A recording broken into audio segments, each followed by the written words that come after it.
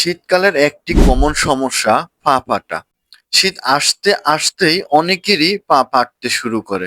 আমরা কি জানি পা কেন ফাটে বা কাদের ফাটে? আমরা অনেকেই পা ফাটা রোগে ভুগে থাকি। শীতে পা ফেটে যাওয়া বা হাতের চামড়া উঠার বড় একটি কারণ হচ্ছে শুষ্ক ত্বক। আর এই শুষ্ক ত্বকের পিছনে রয়েছে অনেক কারণ। আবহাওয়ার পরিবর্তন তো আছেই, বিশেষ করে শীতের ত্বক যখন শুষ্ক হয়ে যায়, বাতাসে যখন আর্দ্রতা কমে যায়, তখন শরীরের কোষগুলোর উপস্থিত পানি কমতে থাকে বা ত্বকের পানি শোষণ ক্ষমতা কমিয়ে দেয় এবং চামড়া শুষ্ক হয়ে যায়। আর শুষ্ক চামড়ার জন্য ত্বক ফেটে যেতে পারে।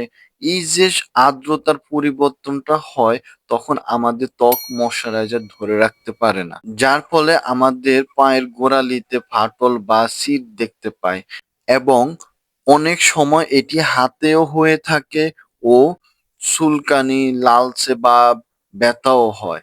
এছাড়া আরো কিছু কারণে শীতকালে ত্বক শুষ্ক হয়ে থাকে। ঠান্ডা আবহাওয়া, বাতাসে আর্দ্রতা কম, বারে বারে ক্ষারযুক্ত সাবান দিয়ে হাত ধোয়া, গরম পানির ব্যবহারের ফলেও হয়। গরম পানি শরীরের প্রাকৃতিক তেলের আবরণ নষ্ট করে দেয়। আর যেটা না বললেই নয়, বিভিন্ন রোগজনিত সমস্যার জন্য হয়। বিশেষ করে চর্মরোগের কারণে পা ফাটতে পারে। সেটা সারা বছর বা লম্বা সময় ধরে, শুধুমাত্র শীতকালে হয় ব্যাপারটা তা নয়। এবং ডায়াবেটিস ও কিডনি রোগের জন্য হয়, হাইপোথাইরয়েডিজমের জন্য হয় এবং ওজন বেশি হলে পা ফাটতে পারে। এখন আসি, এই যে শরীরে ময়শ্চারাইজার ধরে রাখতে পারছে না, অনেকভাবে ময়শ্চারাইজারটা ধরে রাখার ব্যবস্থা করতে হবে। শরীরে ময়শ্চারাইজার ধরে রাখতে প্রথমত ত্বকের যত্ন নিতে হবে এবং এই ক্ষেত্রে কি কি ব্যবহার করতে পারি আমরা?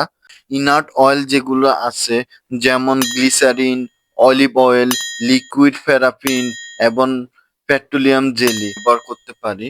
ওভার দ্য কাউন্টার আরেকটু বেশি ভালো হয়, লিকুইড প্যারাফিন, সফট প্যারাফিনের একটি কম্বাইন্ড অথবা মিক্সার কিনতে পাওয়া যায়, সেটা ব্যবহার করতে পারেন। অবশ্যই দিনে ২ থেকে ৩ বার, বিশেষ করে ওভারনাইট যদি ব্যবহার করতে পারি, সেটা ভীষণ উপকার হতে পারে।